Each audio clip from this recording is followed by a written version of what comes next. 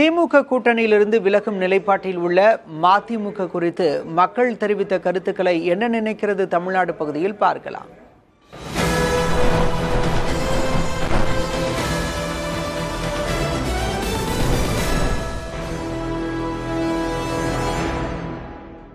இருக்கக்கூடிய கூட்டணி கட்சிகள் அனைத்தும் தமிழக மக்களுக்காக ஒருங்கிணைந்து தவிர்க்க கூட்டணி வைத்திருக்கும் போது தான் மட்டும் ஒட்டி கொண்டிருப்பது சரியில்லை என்னோட முறையில் போகக்கூடியது ஒரு நன்மையை பயக்கணுள்ளதான் என்னோட விருப்பம்.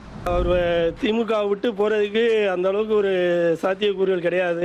அப்படி ஒரு வேளை திமுக கூட்டணி விட்டு அவர் வெளியேறி சென்றால் கடையநல்லூர் சீர்காழியில் மீண்டும் அங்கே திமுக வெற்றி வரும். உதயசூரியன் சின்ன இங்கே வெற்றி வரும். இனிமேல் அவர் விலகினானே விலகாம என்ன, அதில் ஒன்றுமே இல்லை. அந்த கட்சி ஒன்று இருக்கா இல்லையாங்கிறது ஒன்று தெரியல. வெற்றி அடைந்த அணி பக்கம் போகாமல் இருக்காரு, திமுக பக்கமாக இருக்காரு, நம்ம ஆச்சரியப்படணும்.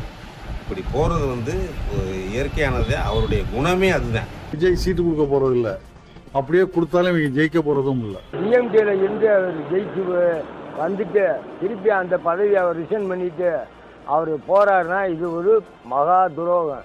இவங்க வெளியே போறதுனால திமுகவுக்கு எந்த குறையும் இல்லை. திமுகவுக்கு ஆக்சுவலா வளர்ச்சி தான். அப்பா இருக்குன்றாப்புல, மகன் வெளியே போறன்னு ஒரு நிலைப்பாட்டில் இருக்காப்புல. இன்னும் அவங்க அதிகாரப்பூர்வமா அறிவிக்கல. திமுக வச்சு தான் வண்டி ஓட்டலாம். இப்போ நீங்க அதுல இருந்து விலகி தற்காலிகமா கட்சி மாறணும் அப்படிங்கிற அபிப்பிராயத்துக்கு வந்துட்டீங்கன்னா அது உங்களுக்கு தான் மேலும் மேலும் பின்னடையும். அது மாறுறது ரொம்ப சந்தோஷமான காரியம்.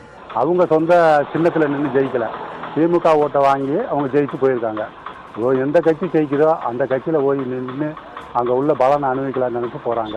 புதிதா அந்த தொகுதியில மறுபடியும் அவங்க நிக்க கூடாது, நின்னா அவங்களுக்கு செல்வாக்கு இருக்காது, மக்கள் ஓட்டு போட மாட்டாங்க. மக்கள் மத்திய நல்ல பேர் கொடுக்கற காரணம் திராவிட முன்னேற்ற கழகத்துல கூட்டணியோட இருப்பதனாலதான். அதான் உண்மையான விஷயம்.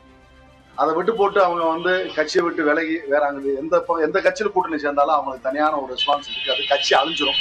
தற்போது இருக்கிற எம்எல்ஏக்கள் ராஜினாமா செய்து போட்டியிட்டால் குறிப்பாக அவர்களுடைய சின்னத்தில் போட்டியிட வாய்ப்பு குறைவு.